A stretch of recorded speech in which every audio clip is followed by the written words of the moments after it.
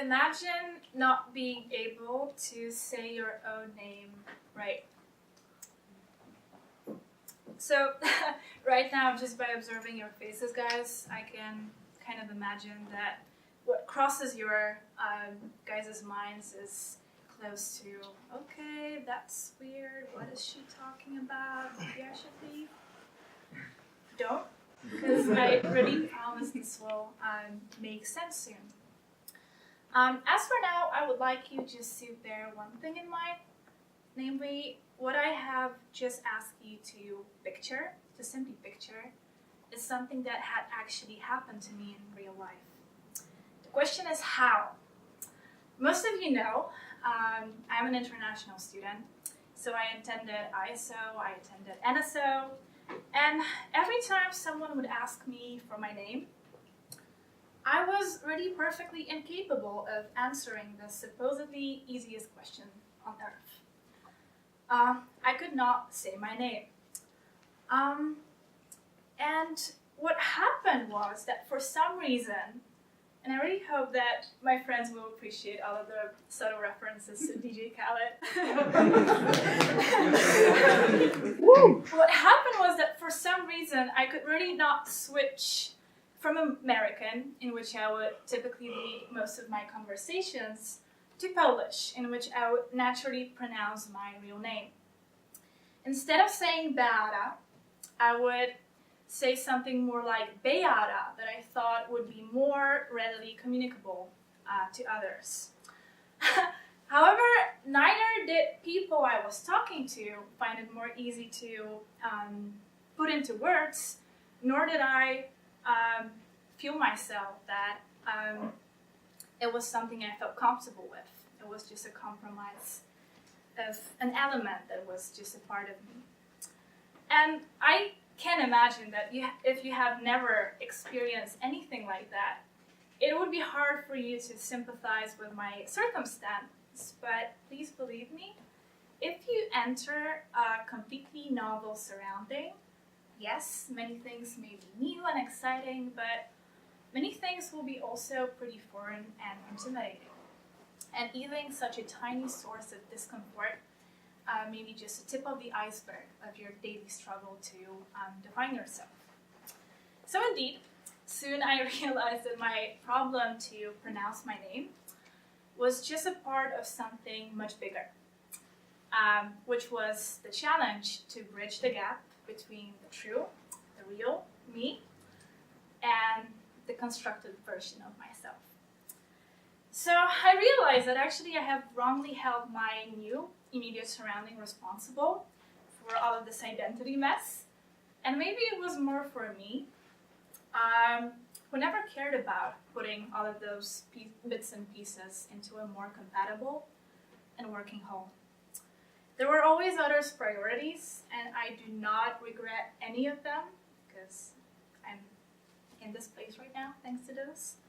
But I realized it was high time to gather all of the things I've omitted in the process of becoming successful in some aspects of my life and growing up as a person. And the determination to do so actually opened my eyes to the fact that being in this very novel and different surrounding gives you the perfect opportunity to find yourself. Because in a surrounding of surprise and novelty, it becomes blatant which parts of yourselves are constant across situations and which are really context dependent. And here I would like to stress that I hope that anyone who had gone through a similar experience of cultural adjustment will find my words encouraging, because these words and these thoughts were really ones that taught me a lot. And one thing I learned was that the real me has not yet dealt with her really skewed and unaccepting perception of my body. For some context, I will tell you guys that I used to suffer from an eating disorder called orthorexia, which really got me crazy about the kinds of food I nurtured my body with. And a second major discovery for me was that I could not really bond with people on a deeper level. Because I had a lot of friends that I would usually surprise in spectacular ways, but I could not have friends on a daily continuous basis. So in a nutshell, during the past 5 months or so, I really put a lot of effort to deal with those things. And here I stand to share 2 of them that I really feel pretty proud of. For example, I got rid of this horrible sense of repulsion when feeling or observing my muffin top. And while practicing yoga, I discovered that I can really enjoy observing my body in motion. And most importantly, I believe, I learned something super simple but yet so difficult for me in the past. I learned that friendships require the readiness and willingness to be there for each other, no matter your calendar availability. So just to wrap it all up, you might expect that I will end my story by saying, from this time on, I was perfectly capable to answer this question, to answer if someone would ask me for my name with the true version of it, Beata. But the truth is different and is actually much more exciting because, yes, I may have answered this question properly more often, but I still made those lapses. I still would repeat Beata. But you know what changed? What changed was that this would not bother me at all anymore. It would not intimidate me anymore.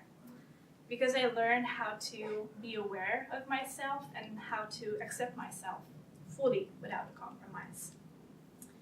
So as awareness and acceptance changed my life by 180 degrees, I hope that anyone here that could relate to my words will treat my story as an incentive to allow yourself this journey too.